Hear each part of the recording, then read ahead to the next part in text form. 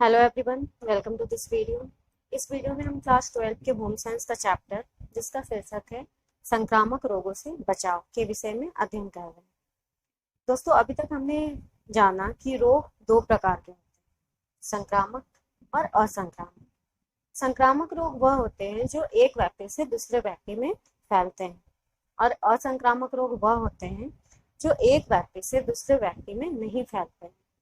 इसके साथ हमने यह भी जाना कि संक्रामक रोगों के फैलने के अलग अलग माध्यम हैं, जैसे वायु द्वारा, जल द्वारा, दूषित भोजन या दूषित पानी द्वारा, या फिर कीड़ों के काटने से, या संक्रमण किसी संक्रमित व्यक्ति के संपर्क में आने से भी फैलता है। इसके बाद हमने संक्रामक रोगों की अवस्थाओं के बारे में भी अध्ययन किया। संक्रामक रोगों की दो अवस्थाएं हैं। पहली अवस्था को रोग की संप्राप्ति या उद्भवन काल कहते हैं। इसमें रोग के लक्षण दिखाई नहीं देते। जबकि दूसरी अवस्था को संक्रामक अथवा संक्रमण काल कहते हैं। इसमें रोग के सारे लक्षण दिखाई पड़ने लगते हैं।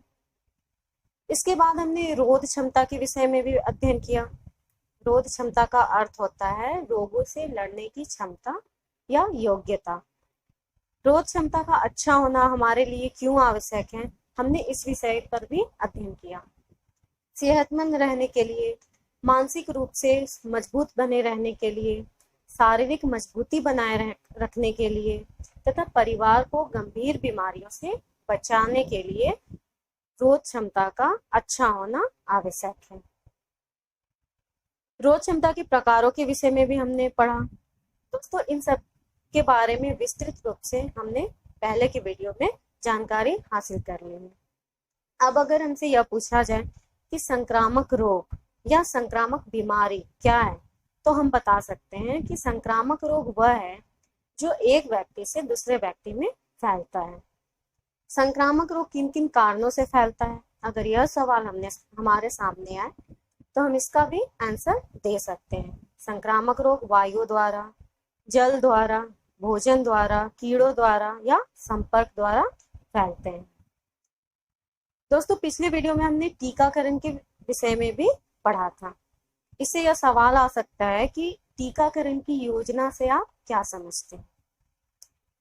तो हमें जवाब देना होगा कि किसी बीमारी के विरुद्ध प्रतिरोधात्मक क्षमता विकसित करने के लिए जो दवा खिलाई, पिलाई या किसी अन्य रूप में दी जाती है उसे टीका या वैक्सीन कहते हैं, और इस प्रक्रिया को टीकाकरण या वैक्सीनेशन कहते हैं। आइए दोस्तों, अब हम अपने चैप्टर को कंटिन्यू करते हैं। अब हम पढ़ेंगे प्रतिरक्षण अनुसूची के बारे में। पूर्व शैशवावस्था में ही खतरनाक रोगों से पूर्ण बचाव के लिए हमें बच्चों के लिए प्रतिरक्षा तालिका बनानी चाहिए। आइए एक एक करके प्रतिरक्षण तालिका की विवेचना करते हैं। इस प्रतिरक्षण तालिका में सबसे पहले जो रोग है वह है क्षय रोग। इस रोग को आम भाषा में टीबी भी कहा जाता है। यह रोग वायु या हवा द्वारा फैलता है।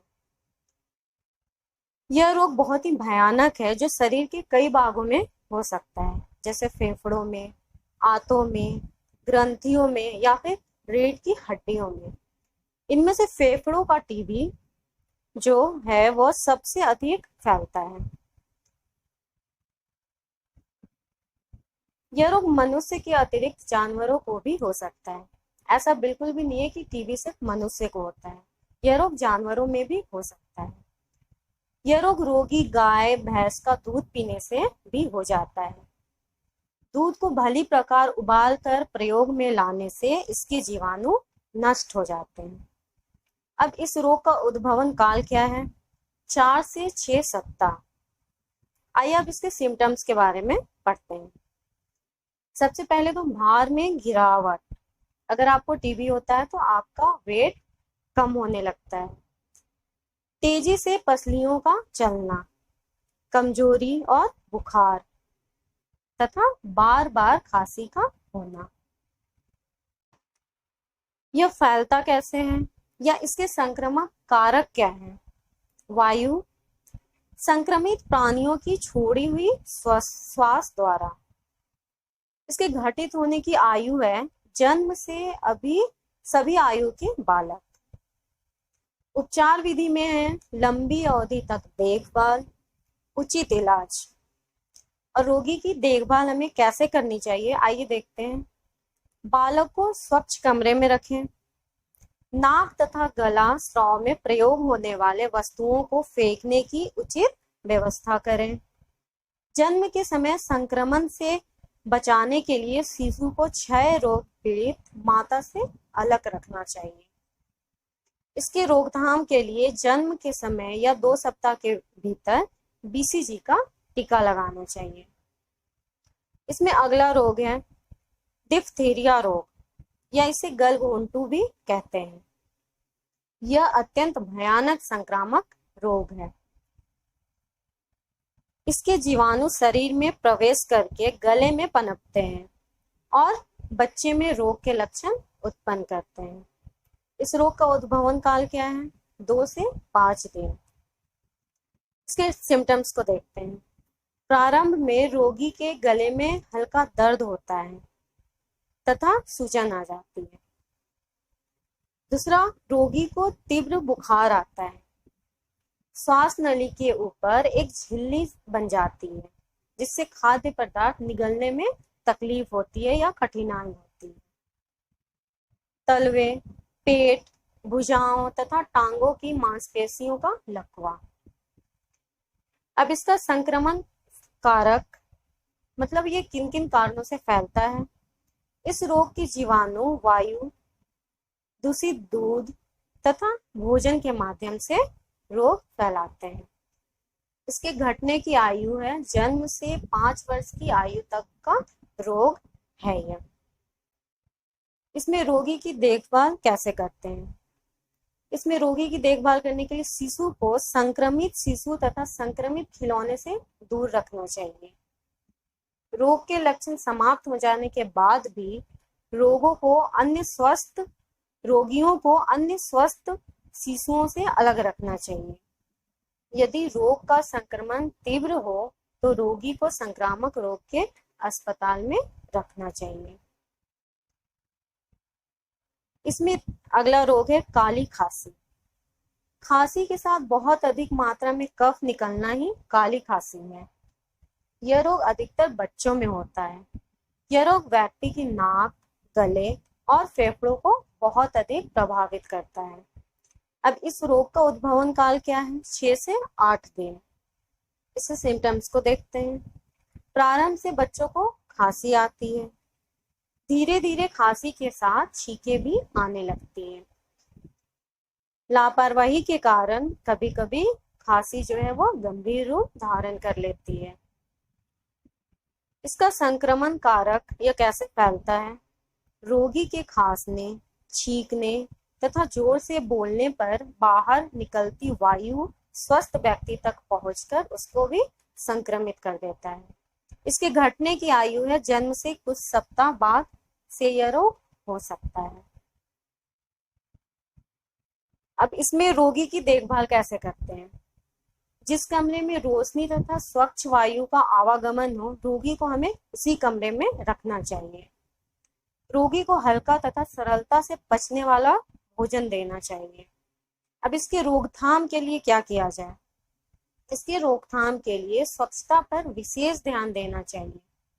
स्वच्छ जलवायु तथा संतुलित भोजन प्रदान करना चाहिए और डीपीटी के टीके भी लगवाने चाहिए। अगला रोग है चेचक, जिसे हम चिकन पॉक्स भी कहते हैं। चेचक वायु के माध्यम से होने वाला एक संक्रमित रोग है। चेचक से मानव जाति को मुक्त कराने का श्रेय एडवर्ड जेनर को जाता है, जिसने चेचक के टीके का आविष्कार किया। इसका उद्भवन काल है 10 से 12 दिन, लेकिन कभी कभी यह 15 दिन का भी होता है। इसके सिम्टम्स हैं, इसमें रोगी को 103 से 104 डिग्री फीवर होता है। इसमें सिर तथा पीठ में भी दर्द रहता है। ज्वर के तीसरे दिन शरीर में छोटे छोटे दाने निकल आते हैं। यह दाने बड़े होने लगते हैं और इनमें मवाद पड़ जाता है। 5वें दिन में यह दाने त्वचा में उभरने लगते हैं। उसके बाद ज्वर कम हो जाता है और इसके मवाद भी सूखने लगते हैं। इसका संक्रमण कारक, फैलने वाले कारक क्या है? संक्रमित व्यक्ति के प्रत्यक्ष संपर्क से यह रोग फैलता है। इसके घटित होने की आयु है, यह कभी भी किसी को भी हो सकता है। उपचार अवधि है इसका 12 से 15 दिन तक। अब इसमें रोगी की देखभाल के लिए क्या करते हैं? रोगी के कमरे को स्वच्छ एवं हवादार रखें। रोगी के उपयोग की सभी वस्तुओं को निसंक्रमित करते रहें। संक्रमित व्यक्ति से बच्चों को हमेशा दूर रखना चाहिए। इसके रोकथाम के लिए बच्चे को चेचक का टीका लगवाना चाहिए। इसमें अगला जो रोग है वो है टिटनेस। यह रोग अधिकतर जंग लगे धातु के टुकड़ों पर गिरकर चोट लगने के कारण होता है। धूल मिट्टी के साथ भी टिटनेस के जीवाणु चिपक जाते हैं। यदि रोगी को तत्काल टिटनेस का इंजेक्शन ना लगाया जाए तो यह रोग हो जाता है। इस रोग के रोगाणु मांसपेशियों को अधिक प्रभावित करते हैं। इस रोग का उद्भवन काल है 3 दिन से 3 सप्ताह तक। इसके सिम्टम्स क्या हैं? इसके सिम्टम्स हैं रोगी को बेचैनी, सिर दर्द और ठंड लगती है। रोगी की गर्दन अकड़ जाती है और उसे चबाने तथा निगलने में कठिनाई होती है। मांसपेशियों में अकड़न आने के कारण रोगी का शरीर धनुष के आकार में मुड़ जाता है। रोगी को 100 डिग्री से 105 डिग्री तक फीवर हो जाता है। इसका संक्रमण कारक, फैलने वाले कारण क्या है? जंग लगे धातु के टुकड़ों से चोट लगने पर या गंदी मिट्टी या धूल के कणों के कारण इस रोग का संक्रमण होता है। इस रोग के घटने की आयु क्या है? चोट लगने के पश्चात कुछ सप्ताह में प्रभाव स्पष्ट हो जाते हैं। अब इस रोग में रोगी की देखभाल कैसे करते हैं? चोट लगते ही चोट वाली जगह को साफ कर टिटनेस का इंजेक्शन लगवाना चाहिए। रोगी को उचित इलाज प्रदान करना चाहिए। रोगी को हल्का तथा सुपाच्य भोजन, मतलब जो अच्छी तरह से पच सके वैसा भोजन देना चाहिए। इसकी रोकथाम के लिए चोट लगते ही टिटनेस का टीका लगवाना चाहिए। वातावरण की स्वच्छता पर विशेष ध्यान देना चाहिए। अगला रोग है खसरा। यह एक संक्रामक रोग है जो ज्वर तथा खांसी के साथ स्पष्ट होता है। यह रोग अधिकतर बच्चों को हो जाता है। रोगी के खांसने तथा छींकने से रोगाणु वायु को दूषित कर देते हैं। इस दूषित वायु में स्वस्थ व्यक्ति अगर सांस लेता है तो यह रोग से भी हो जाता है। अब इस रोग का उद्भवन काल है 10 से 12 दिन और इसके सिम्टम्स हैं। इस रोग का प्रारंभ खांसी तथा जुकाम से होता है। इसके पश्चात तीव्र ज्वर चढ़ता है। 2-3 दिन के बाद माथे पर छोटे छोटे दाने निकल आते हैं और बाद में यह दाने पूरे शरीर में फैल जाते हैं। धीरे धीरे ज्वर कम हो जाता है और दाने सूख जाते हैं। इसका संक्रामक कारक, फैलने वाले कारण है नाक तथा गले के स्राव के संपर्क द्वारा यह रोग फैलता है। इसके घटित होने की आयु कुछ माह में से 8 वर्ष तक कभी भी यह रोग हो सकता है। इसकी उपचार अवधि है 11 से 12 दिन तक। इसमें रोगी की देखभाल कैसे करते हैं? इसमें रोगी की देखभाल के लिए रोगी को साफ सुथरे कमरे में रखना चाहिए। कमरे में हल्की रोशनी की व्यवस्था करनी चाहिए। संक्रमित व्यक्ति से बच्चों को दूर रखना चाहिए। इसमें अगला रोग है गलसुआ। यह भी एक संक्रामक रोग होता है जो सर्दियों में अधिक होता है। इस रोग में चेहरे पर सूजन आ जाती है और इस रोग का उद्भवन काल क्या है? 12 से 26 दिन तक। इस रोग के सिम्टम्स को देखते हैं। इस रोग में मुंह सूखने लगता है, कान में दर्द का अनुभव होता है। यह रोग गंभीर रूप धारण करने पर दिमाग व रीढ़ की हड्डियों को प्रभावित करता है। एक या दोनों लाल ग्रंथियां बढ़ जाती है, कानों और गालों पर भी सूजन हो जाता है। इसके कारक प्रतिनिधि क्या है, ये किस कारण से फैलता है? यह रोग विषाणु द्वारा फैलते हैं। संक्रमण कारक, इस रोग के संक्रमण कारक क्या हैं? संक्रमित व्यक्ति के प्रत्यक्ष संपर्क तथा संक्रमित व्यक्ति के छींकने से रोग के विषाणु जो है वो संक्रमण फैलाते हैं। घटित होने की आयु है, यह रोग बाल्यावस्था में अधिक होता है और इसकी उपचार अवधि है 7 से 10 दिन। इसमें रोगी की देखभाल कैसे करते हैं? इसमें रोगी की देखभाल करने के लिए रोगी का मुंह नमक के पानी से साफ करना चाहिए। रोगी के कमरे को हमेशा साफ रखना चाहिए तथा गले में आराम लाने के लिए गरारे करनी चाहिए। अगला रोग है रूबेला। यह भी एक संक्रामक रोग है जो खांसी तथा सर्दी के साथ स्पष्ट होता है। इस रोग का उद्भवन काल है 12 से 15 दिन। इसके सिम्टम्स क्या हैं? सर्दी, चेहरे तथा शरीर पर गुलाबी चकत्ते और खांसी। इसकी प्रतिनिधि कारक है विषाणु, इसका मतलब यह विषाणु के कारण फैलते हैं।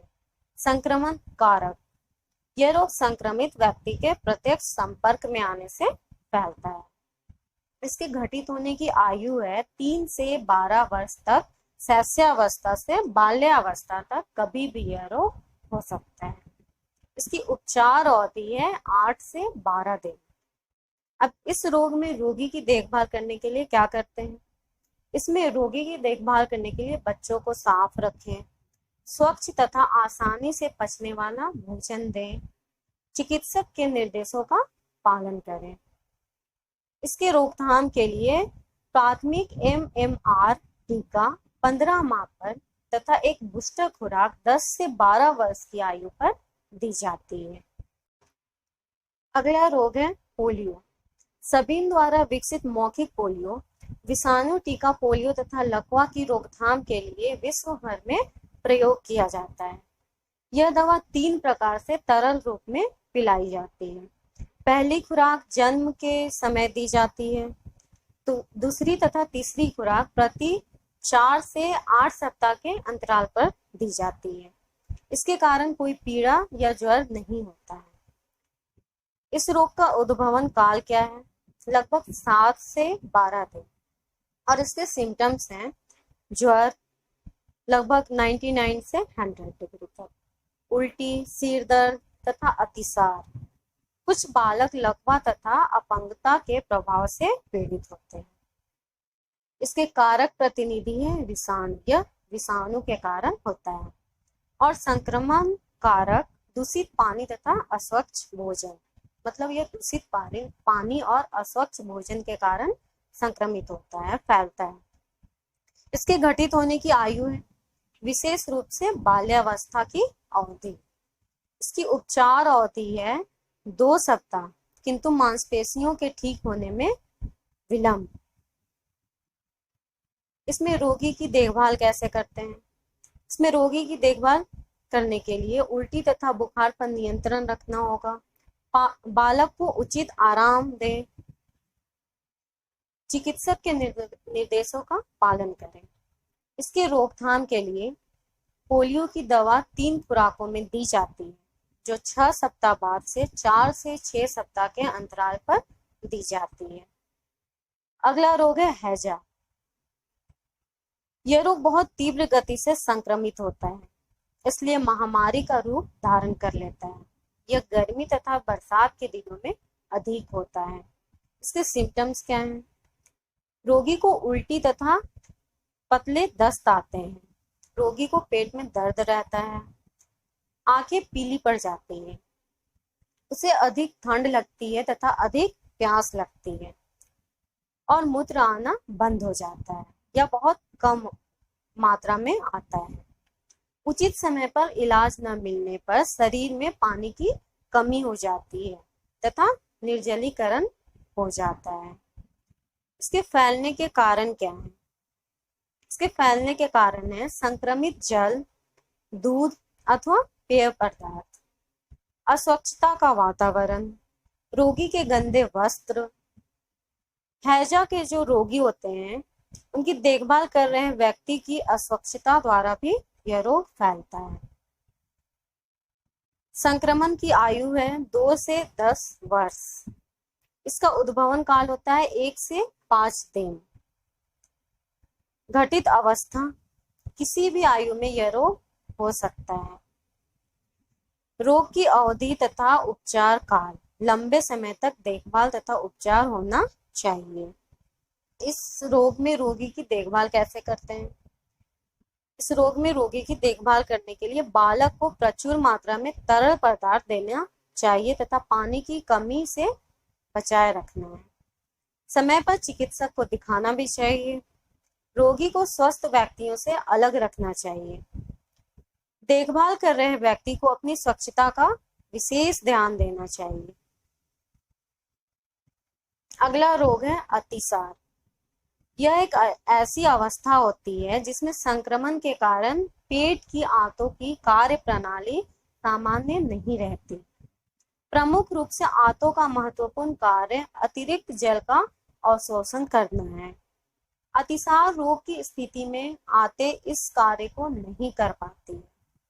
इस कारण शरीर का अतिरिक्त जल मल द्वारा बाहर निष्कासित हो जाता है और जल के साथ कुछ अन्य आवश्यक खनिज लवण भी शरीर से बाहर निकल जाते हैं। इस प्रकार शरीर में जल की कमी हो जाती है। अतिसार जो रोग है ये 2 प्रकार के होते हैं, अत्यधिक अतिसार और दीर्घकालिक अतिसार। दोनों प्रकार के अतिसार के लक्षण भिन्न भिन्न होते हैं। अत्यधिक अतिसार ये लगभग 24 से 28 घंटे तक रहता है। इसमें क्या होता है? इसमें शौच में पतला पानी काफी निकलता है। पेट में निरंतर दर्द व कमजोरी रहती है। हरे पीले दस्त होते हैं। प्रत्येक बार दस्त होने से पूर्व पेट में ऐंठन होती है। रोगी को प्यास अधिक लगती है तथा पेशाब आना बंद हो जाता है। रोगी की नाड़ी धीमी व कमजोर हो जाती है। शरीर में पानी के साथ लवण निकल जाने से मांसपेशियों में अकड़न होने लगती है। और दूसरा है दीर्घकालिक अतिसार। यह अतिसार लंबे समय तक चलता है। खाने पीने में लापरवाही बरतने से यह अतिसार बिगड़ जाता है। लंबे समय तक अतिसार की स्थिति बनी रहने से रोगी बहुत कमजोर हो जाता है। इस अवस्था में निर्जलीकरण हो जाता है। इसके निरंतर बने रहने से रोगी की मृत्यु भी हो सकती है। इसके फैलने का कारण है अस्वच्छता। संक्रमण की आयु सभी आयु, मतलब ये किसी भी आयु के व्यक्ति को हो सकता है।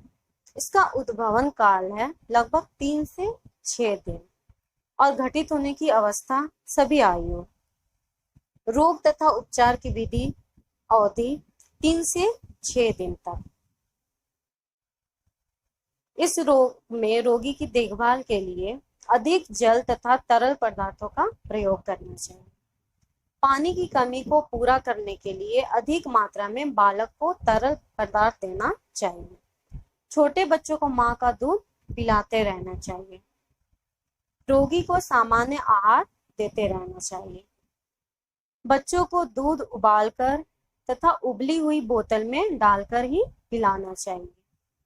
भोज्य पदार्थ को मक्खियों से बचाना चाहिए तथा सदैव ढककर रखना चाहिए।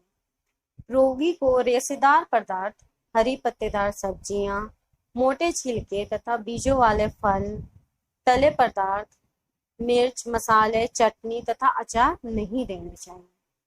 इस रोग की रोकथाम के लिए पानी की कमी से बचने के लिए ORT तथा ORS का प्रयोग करना चाहिए। अब ये निर्जलीकरण क्या है? निर्जलीकरण शरीर की वह स्थिति है जब आवश्यक जल की मात्रा शरीर से कम हो जाती है। यह स्थिति उस समय उत्पन्न होती है जब शरीर से अधिक जल हानि हो जाती है, अधिक जल शरीर से बाहर निकल जाता है। इसे डिहाइड्रेशन कहते हैं, निर्जलीकरण कहते हैं। अब देखते हैं अतिसार और निर्जलीकरण में क्या संबंध है। अतिसार एवं निर्जलीकरण में घनिष्ठ संबंध होते हैं। अधिकांशतः अतिसार की स्थिति में ही शरीर में अधिक मात्रा में जल का निष्कासन हो जाता है। अतिसार में जब दस्तों की संख्या काफी बढ़ जाती है तो शरीर से अधिक मात्रा में जल का निष्कासन हो जाता है। ऐसी स्थिति में पाचन शक्ति भी कमजोर हो जाती है और निर्जलीकरण की स्थिति आ जाती है। अब निर्जलीकरण के उपचार के लिए क्या करना चाहिए? इसके लिए रोगी को पूर्ण विश्राम देना चाहिए, उसे तत्काल अस्पताल में भी भर्ती कराना चाहिए। निर्जलीकरण से बचाव के उपाय क्या हैं? निर्जलीकरण से बचाव के लिए बच्चों को बाजार की खुली तथा कटी वस्तुओं को नहीं खिलाना चाहिए। शरीर में जल की कमी नहीं होने देना चाहिए। रोगी बच्चों को ORS का घोल देते रहना चाहिए और पानी को हमेशा उबाल कर पीना चाहिए। दोस्तों, अभी हमने कुछ रोगों के नाम, उसके कारक प्रतिनिधि, संक्रमण कारण, घटने की आयु, रोगी की देखभाल, रोकथाम, इन सब के बारे में अध्ययन किया। आज के वीडियो में बस इतना ही। अगले वीडियो में हम कुछ टीके, कुछ वैक्सीन के नाम पढ़ेंगे और उसके बारे में विस्तृत जानकारी हासिल करेंगे।